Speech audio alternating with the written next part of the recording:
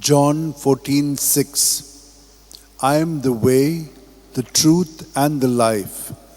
No one can come to the Father but by me.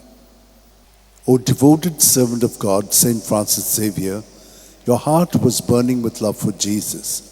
Impelled by this love, you went from country to country and spent yourself unto death, proclaiming the name of Jesus and the good news of salvation. That is why the Father filled you with glory in heaven and preserved your body from corruption here on earth. Filled with joy for these unique gifts, we join you in praising the Father, and now we ask your intercession for ourselves. You may pray for whatever you want through the intercession of Saint Francis Xavier.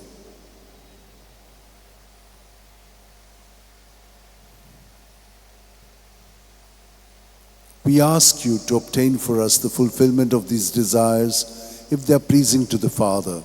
And for everything, together with you, we praise the Father through Jesus in the Spirit. Amen. And may Almighty God bless us, the Father, and the Son, and the Holy Spirit. Amen.